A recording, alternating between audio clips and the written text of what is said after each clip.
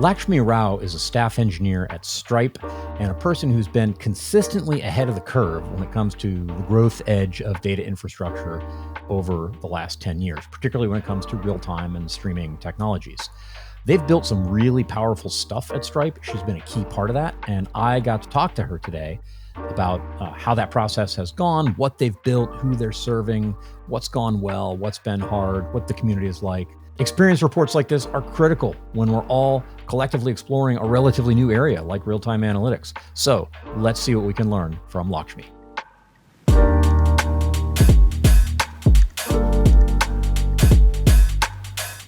Welcome to another episode of the Real-Time Analytics Podcast. I'm your host, Tim Berglund, and I'm joined in the studio by Lakshmi Rao. Lakshmi is a staff engineer at Stripe. Lakshmi, welcome to the show. Thanks, Tim, for having me. I am glad to have you here. Now, I saw you give a talk a few months ago. There's a recording of it online. We'll link to that. And I thought there's a lot of stuff in there that would just make for a really great story. You are at Stripe heavy users of real-time analytics. I kind of want to get into that. And before we start, the whole stack you guys are using, there's Kafka, there's Flink, there's Pinot. How did you get into those things, even just you personally, and what's your background there? Yeah, I started working on Kafka, I think like 8 or 9 years ago. Okay. Before most people, that was early. Yeah, I was working at an investment bank, and we were setting up a internal data platform to index documents that were from Reuters and news feeds, and like basically for investment researchers to build their portfolios. Mm-hmm. And we didn't really have a data pipeline to set it up. And Kafka was the pub sub of choice that that would stream in the real-time news feeds. And then we'd use an indexing pipeline to index the documents. So that was my first introduction to Kafka. Nine years ago, the term data pipeline was a fairly sophisticated thing. That was kind of a new idea. So definitely Kafka before it was cool. Definitely. And I've had a lot of fun debugging sessions with Kafka producer settings and consumer settings. So that's where I got into Kafka, got hooked onto streaming and real-time infrastructure stuff. And then I moved to the Bay Area to work at Lyft. And at Lyft, we were setting up our first streaming platform, and the stream processing layer was being decided, and we went for Flink. And so I worked on Flink for a few years there, starting from running Flink on bare metal EC2. And then okay. The Kubernetes revolution happened somewhere in between. And then ramping up on that and running Flink on Kubernetes and what it actually takes to run something stateful like Flink on Kubernetes. So lots of fun production stories there too. Which again is like less of a controversial thing now. There's kind of operators and people sort of have figured it out, but I'm seeing a theme in your story. Doing these hard things before they were cool. Yeah. I think it was my first, it was also my first introduction to stream processing systems. And it's hard to run stateful stuff in production, and it's harder to build the right user experience, even internally as a data platform team, because most of your users even if you're not building it to sell the product, even within a company, are product engineers who probably do not have experience writing complex stateful applications, and building the right abstraction layers becomes important so that they can focus on their business logic and do not have to worry about, hey, is the Zookeeper cluster up for my application? Because that business logic is itself difficult. There's some business stakeholder conceiving crazy rules that are hard to wrap your mind around and hard to implement and all that. And that's kind of, you need to be enabling them to specialize in that. Yeah. Customer facing stuff. Yeah. Perfectly. Yeah. That's exactly right. And especially if you're writing, like you're an ML engineer, you want them to actually build the ML model and not have to worry about how it runs behind the scenes. Yeah, right? because the ML model is hard, and Yeah. so is running it. So how about Pinot? Where did Pinot enter the picture for you? Yeah. So after I jumped from Lyft to Splunk, where I continued to work on Flink. And then last year, there was an opportunity at Stripe, and Pinot was the team that I was interviewing for was operating Pinot. Pinot was new to me, but I'd heard about it in the open source community in general, but completely new to me. I hadn't worked on it. It seemed like a fun thing, but it also seemed in the space of real time infrastructure land. So I thought it was time to try something new. Yeah, That's that's how I got into it. that's funny. That was kind of me about 2 years ago. This looks fun. Uh, Yeah. what's that all about? Yeah, and there's a real progression there. As you're telling your story, you've got Kafka. Okay, here are logs, and then Flink. Well, we need to do things with all those events that are happening. We need to think about them, Yeah. and now, well, we need an infrastructure component that can make sense of the things that have happened on behalf of users, maintaining the real time sensibilities of everything you built there. So, I can see you moving up the stack a little bit there. So Yeah. that is an awesome story. And in the case of all three of them, you were sort of there before they were really huge. So what does Stripe do with Pinot and just real time analytics in general? Is it all customer facing? Is it internal? Paint us a picture there. Yeah. So, I mean, everyone knows what Stripe is. Stripe is it's like the internet of payment processing. And it offers a wide suite of products. So there's the actual core payment infrastructure. There are the products that are used for fraud and risk alerting. And then there are merchant report building tools where users can actually come in and see, hey, what is the status of all the analytics around the transactions that happen for their like e-commerce website or whatever the merchant does. Yeah. When I say merchant, it's a Stripe user. Stripe, yeah. And I was going to say, I think everybody knows Stripe as payment processing. I think if you're not a merchant, you really don't know. It's like, okay, it's like this webby credit card processor. I mean, that's sort of the layperson, non-merchant's view. So Yeah. helpful that you're painting a picture of those things. Yeah. So if you're a Stripe user and you log into a page and like your Stripe home, and then you're able to see the overall health of your business in terms of, hey, how many payments succeeded, how many payments did I do, and if you're subscribed to different Stripe, if you're using different Stripe products, like for example, if you're using the developer products, or you're able to tell like, hey, how many API requests to Stripe succeeded, how many errors did I see, and if you're using billing products, you can see like the billing analytics dashboards. And if you're using like the radar or the fraud product, you can see like how many risky payments were stopped and things like that. Yeah, okay. So any of these things, like all of these are sort of analytics. And because payments happen in very real time, analytics on top of transactions and payments are also more helpful in the real time versus like lagging behind the source of truth of when the transaction actually happened. And that's sort of the nature of payments and transaction data. Of course, there's all the end of month and those kinds of reporting, which actually have to happen over a longer period of time. But if you're trying to fight fraud, for example, you want your analytics as close to real time as possible. So that's kind of the space that Pinot tries to fill at Stripe, building real time analytics for Stripe users. And at the same time, why not use it for any of the internal tooling that we need? So some risk tooling, security tooling, other kinds of like internal transaction data reporting. We use Pinot for all of that too. It's funny how, as I'm listening, the obviousness of real time analytics for payments. You're describing the Stripe merchant dashboard, and I think everybody listening doesn't really need the explanation of why that's. I mean, it's analytics, obviously, and why it's real time. Just assumed, and that's new. I mean, that's a last 5 years Yeah.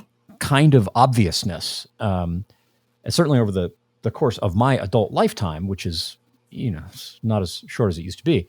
When I was a very young adult, people still balanced checkbooks, and actually banks didn't have websites quite yet. And that's gone to, I can see yesterday's data on the website, to now I really do just kind of expect my phone to wiggle if something's weird with a payment, just as a consumer, again, not even as a merchant. That's built in, and not to overstate the case, but it's even kind of a little bit of a cultural shift that that stuff is real time, and so it's self-evident, and I don't mind just leaving it be self-evident. That's just how things are now. So Yeah. And you were totally right. Like, I think Kafka sort of started all of this as a revolution of it's actually possible to build these things in real time. And we have slowly built up on top of that stack to make that experience even more interactive. And I think Kafka was surfing a wave.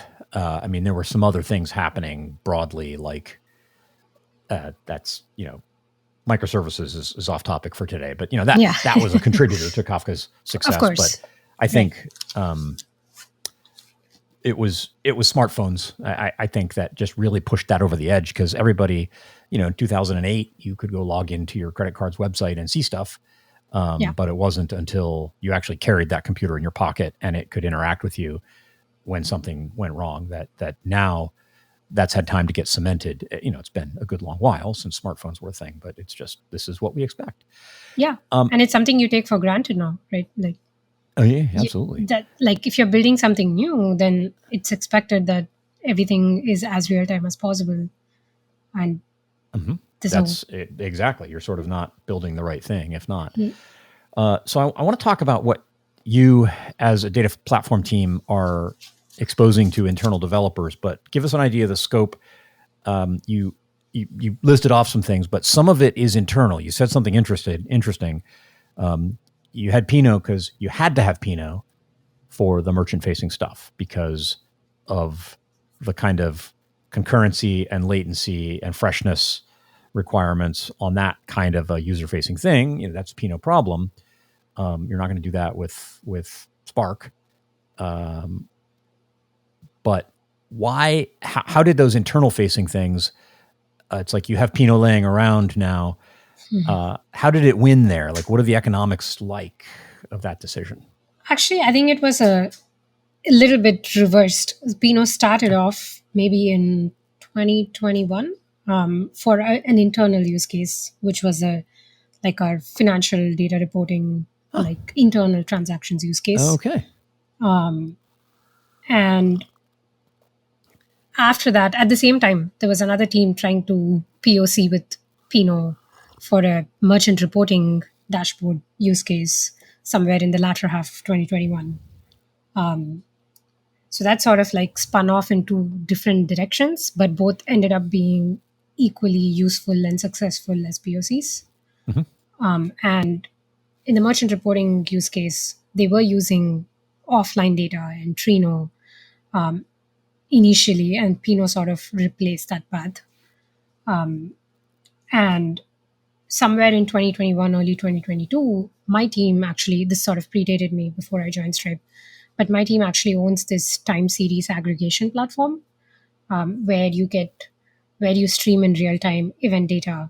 And then the platform actually uses, I don't know if maybe folks have used this before, but Twitter's Hummingbird. I actually don't know it. It's it's a Lambda architecture where you're able to stream in real-time data from, say, a Kafka topic and an offline data source from, say, Spark or some archival data in S3. And you materialize some aggregations based on time buckets, like, hey, aggregate this every 15 minutes, aggregate counts of something based on some attribute in your event. And real-time aggregations flow into a real-time data store, and the offline aggregations flow into an offline data store, mostly key value stores in our case. Mhm. And you have a query layer that's then able to understand what sort of the overlap, and when a query comes in for a certain time frame, say from now until last year, it's kind of able to transcend that time boundary between the real time and the offline data Okay. and serve the correct results. Gotcha. So if And you both sets of aggregations are in a low latency serving layer, so the query exactly layer can just do its thing and it's nice and fast. exactly Okay. but if you think a little bit deeply about this sounds exactly what Pinot hybrid tables do. Yes. Right. Except So more explicitly, that's funny, Lakshmi. I have never thought of Pinot hybrid tables as Lambda, and I don't want to begin, but it's kind of under. It's like it's back there winking at you. It's like you thought I was gone, but here I am. yeah, and which is kind of why we were able to replace this entire time series aggregation platform in place for Pinot. So the Yeah. backend moved from all the different fragmented key value store usage we had, and the query layer didn't have to be as complicated because Pinot's broker layer is able to actually do the right thing for hybrid tables. Right. It occurred to me there could be folks listening who don't know Pinot well, or if they do, they don't know what hybrid tables are. Yeah. Can you tell us? Yeah. So Pinot has a logical concept of real time and offline tables. So they're basically both tables. But if you have the same table laid out as a real time and an offline table, what that basically means is you have some portion of your data in your offline table and more recent data in your real time table. And when a query actually hits the Pinot broker URI or the query layer, you're, there's the right amount of the broker has enough context to tell which part of the query should be served from the real time table and which part from the offline table. And this is tremendously helpful for the use cases like I just described, where in most cases your offline table is it's possible that you have like your own set of Spark jobs that feed into your offline tables, and you have other data sources like Kafka or Kinesis or whatever for your real time tables. And you're able to store that separately, and you can then optimize your compute for real time and offline separately. So you're able to say have more compute intensive nodes for your real time uh, tables, and your real time servers are more do more work. And then on the offline side, the work is probably done in some Spark job like thing. And then it's fed into offline servers, which are more storage intensive and don't actually have to do compute. So you can like optimize your hardware differently based on if your use case actually required looking back like years of analytics data. Right. You could, without storage tiers like in Yeah, StarTree Cloud, you could still kind of optimize your hardware spend. yeah, And one unfortunate name here, and again, if you already know Pinot, you're just listening to Lakshmi and I tell you something you know. But if you don't, offline tables are in fact tables that you can query. They work. They're there. They're just tables that basically hold batch data. You kind of create them from batch data. Real-time tables you create from a streaming source like a Kafka topic. And so a hybrid table is just both of them. And like Lakshmi, you just explained that you can, this is a property of a table, right? A table is offline or real-time or hybrid.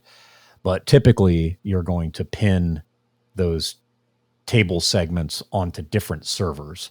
So in the Pinot documentation, they talk about offline and real-time servers. That's not really a thing exactly. It's just kind of a tradition or a practice that because there's this storage intensive versus compute intensive things between both those kinds of servers. You're typically going to say, well, these servers will only hold offline tables. These will hold. And anyway, and the hybrid, kind of splits between them. And I'm just going to be spending all day thinking about the fact that you sort of called that Lambda-ish. And I just don't know where you're wrong about that. But it's like Lambda, but you don't have to see it. It's just a SQL query and all of it gets handled for you. yeah. That's fair. I think that probably Lambda is a bit more archaic name for something that Pinot does differently. It's just Lambda simply because of the fact that you have the flexibility to store any kind of data, whether it comes from Kafka or from an offline source. Yeah. Offline meaning like something that you have in your Batch. data warehouse. Yeah. Yeah. But it does more than the, like if you had just the traditional Lambda architecture, you'd have to do a lot more things that Pinot does out of the box to Right. make things work. So as a platform team, you're building tooling for non-data people, for application developers. What is the experience like? What have you built that you're able to deploy to folks internally? And embedded in that question is, give me a sense of the scale. Like, how many engineers are you serving? How much data is there? Yeah, I think our so I'll probably start with the scale. So we had a few internal and merchant facing use cases crop up. They were their own like Pinot clusters, and then we had this time series aggregation platform that we moved to use Pinot in the back end, and that ended up being 4 or 5 different Pinot clusters simply because we have different availability tiering and isolation requirements based on how important the use case is. Mhm. So we operate overall, like I think close to 8 to 10 Pinot clusters in production, and our largest one holds about 2 petabytes of data, our largest table, and Not we small. do yeah, and we do a max of like 20K QPS, Oh, and that's wow. mostly on the time series aggregation platform use case. Okay. Okay. Yeah. So that's where we are at, and in like as of today, my team, which has taken ownership of all these Pinot clusters that have sort of cropped up in different parts or things that we brought up ourselves for our different use cases, so that we can start to build a unified experience for all users. Because if the ownership, like, it's weird, but then if ownership also determines user experience at some in some ways, Mhm. having a single team own the infrastructure unlocks the ability for the team to build the right interfaces and abstractions. That's a very important point, not about Pinot, but about data Organizations. data platform teams. And Yeah. it's got it's got data mesh energy. You know, the idea is it actually is a specialty to run centralized infrastructure. It is valuable to have centralized infrastructure. The mistake of the past has been, I think, just to be very concrete about it, to put responsibility for things like schema in the hands of that infrastructure team. What is the shape of the data? How does the data behave? That's the application developer's job. And so you're trying to provide tools that allow them to take responsibility for the thing that is fundamentally their responsibility. Yeah. Yeah, exactly. That's exactly right. And the things that we talked about, like the real time table, the offline table, the hybrid table, those are things that we don't necessarily want to expose as Pinot details to our Yeah. end Yeah. user. They should be able to say, hey, and then we make the decision, like if they have data that needs to be queried across like more than 2 weeks or whatever, then we decide to actually serve it as a hybrid table and not as a real time only table, for example. Mm-hmm. But that's something that should be, that's not a decision that the user necessarily needs to be exposed to. Right. And like you said, they only worry about the shape of their data, how they want to aggregate their data, how they want to lay it out, how they want to query it, How long it gets retained for. I mean, how long it that's a gets retained for. application decision. Yeah. Exactly. And that's kind of the model we are going towards. It's not obviously perfect today, but today the user experience, I'll briefly describe what that looks like. So if someone decides that they actually want to use Pinot, and first we have like an intake form that they fill out based on like what is the scale of your queries and QPS, what is your SQL gonna look like, because sometimes when you want to do more complex things, we might say that, hey, it doesn't fit into any of the abstractions that we have today, and we might have to work with you, sort of give you like hands-on support to make that, like, unlock that. So depending on what they really need, first we decide if Pinot is the right choice. Sometimes Mm-hmm. people come to us as like, they actually want a key value store, and that's sort of not what Pinot fills the. It's an awfully it's not its specialty, right? expensive key value store. Yeah, exactly. So once that decision is made, it's one of like a few different buckets of abstractions that they can fit into. One is the time series based aggregation platform, which is sort of our majority of use cases. We have like 100 plus tables there. And then there's the merchant reporting use case that there's a separate Pinot cluster that serves merchant reporting use cases. And that, like some of the dashboard widgets and things like that, are served from there. So if you sort of fit in that bucket, you naturally gravitate towards using. And there's a platform team that builds the DSL for the merchant reporting use case, and so you sort of naturally fit into working with that team. And we as a Pinot team then build interfaces for both like product users as well as platform users, so that we enable other teams that want to build platforms on top of Pinot as well. So you have to have like different levels of abstractions based on the user that you're serving. And it sounds like you're trying to keep Pinot from leaking through those abstractions as much as which is always the game. Some days you win, some days you lose. Yeah, and also there will always be power users for any platform that you try to build. Mm-hmm. And you shouldn't, like, at least in my opinion, you shouldn't restrict them from using it the way they want to use it. And sort of having the right low-level APIs, but at the same time not leaking some minute details of Pinot. Like, for example, spinning up backend servers is not something any power user wants to do. Ever. But they might want to have access to the right indexing strategies and table config. Those kinds maybe of table configuration. Yeah. Like more table configuration than the product user, maybe, right? Yes. So, listeners, a few minutes ago, Lakshmi gave us kind of an organizational lesson about responsibility between platform team and users for who's responsible for the actual shape and behavior of the data. This is an architecture lesson, and it is an absolutely general principle, and you are so right. You want to provide an abstraction layer, and you want to define how it leaks, because sometimes here, when you want to use the abstraction because it's easier and you don't think about it as much, some people want to go down a layer, and you have to be systematic. And that's not a Pinot thing. That's not a data thing. That is a computer program thing. Yeah. You always want to do that. I think that is such a good point. Yeah.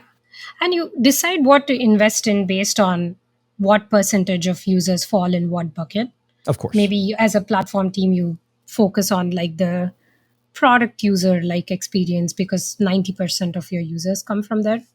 But you should at least never block the other 10%. Yeah. And then the 1%, the 10% of the 10%, you recruit them because they clearly really just want to be on the data platform. Yeah. Right.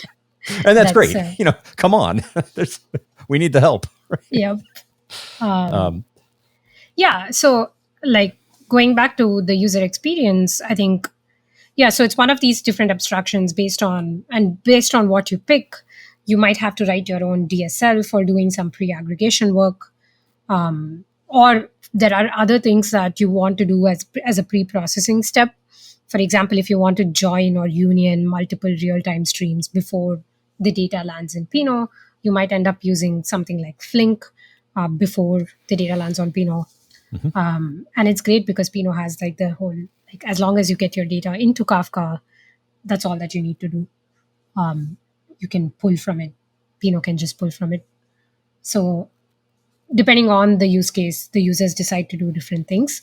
All of this currently, at least the way our data platform is set up, users still have to like know how to do each of the things. But as an overall organization, we're also moving towards making that less painful for a user. You've mentioned that DSL a few times. I have to discipline myself not to ask you about it just for purposes of time. Maybe that's a future episode. It sounds interesting, but A few more questions. What are some pain points? What has been hard about doing this, either in Pinot or organizationally or whatever? What's been tough? Yeah, I think right now, at least for Pinot, the pain point still continues to be that, like, there are very limited platform like abstractions that users can have. And if it doesn't fit into either of those like buckets of merchant reports or time series, we have ended up in the past spinning up a new Pinot cluster for their use case. And that's a very expensive thing without the right tooling and automation. And we have some of that internally for us to spin up clusters, to scale up and scale down clusters. But still, it's a very manual, human in the loop process, which means that it takes a lot of time for a user to actually go from zero to production.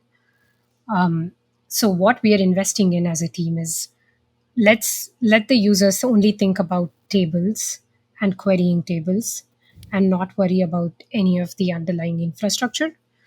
And we figure out how to, every time someone creates a table, give them an isolation level. And Pinot does a good job of this by allowing users to have tenant level isolation with the concept of tenants, where you get your own servers and brokers, so that the one use case can be completely isolated from another. But we do the job of spinning up all the backend infrastructure when that happens, so that the user is, it's sort of transparent to the user where their table lives, but they only worry about their table. It's kind of the Pinot equivalent of serverless. Just I want tables. Yeah. I don't want to think about anything else. Yeah. Yeah. And then slowly start thinking about, like, move into different layers of the stack. Like, I have an event, I want it in Pinot with this pre-processing. How can I make all of that happen for the user without them knowing what are the underlying technologies and infrastructure that need to be spun up to make it happen? Right. How about wins? What are some of the things you're happiest about that you've accomplished so far? I think the wins have been, firstly, the fact that, like, with the one of the biggest wins has been with the time series platform that we moved to Pinot. There has been a significant improvement in reliability for us. There used to be, it was a bunch of different things sort of melded together to make it happen before in the legacy infrastructure. Now we have exactly once processing with Pinot. Correctness is, like, every time we used to have like infrastructure based restarts, we'd see duplicates in the legacy system that no longer exists. And correctness, as you can tell, is an important requirement for transactions based analytics use cases. Yes. You don't want to sum up your volumes twice, right? You don't. Yeah. You don't. I can see where merchants could maybe not like that. Yeah. So we've evolved a lot of the correctness and reliability with that, replacing a amalgamation of infrastructure backend stuff with just Pinot. That's been a big win. And I think that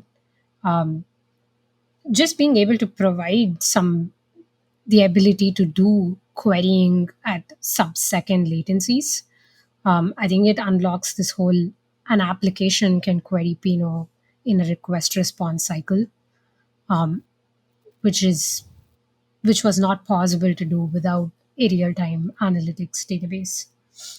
And there's the key win, is that applications can query an analytics database in the request response cycle, in the user interaction layer. That's what it's there for.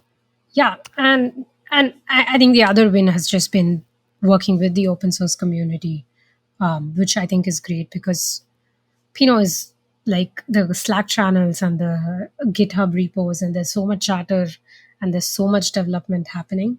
For example, we are building out our first upsert use case internally. And I think the help that we get from the community and the mutual learning that there exists in a vibrant open source community is not to be underestimated. Especially, I think the latest meetup we had at Uber, there were a bunch of great talks on joins and upsets that I think was super useful to learn from. My guest today has been Lakshmi Rao. Lakshmi, thanks so much for being a part of the Real-Time Analytics podcast. Thank you so much, Tim. This was great fun for me too. And there you have it. If you feel compelled to help us spread the word and grow the real-time analytics community, you can give us a rating on Spotify or Apple Podcasts or wherever fine podcasts are sold. If you're watching us on YouTube, hey, subscribe and, of course, hit that notification bell. And you can always share your favorite episodes on LinkedIn or Twitter or wherever it is you do social media. Thanks, and I look forward to talking to you in the next episode.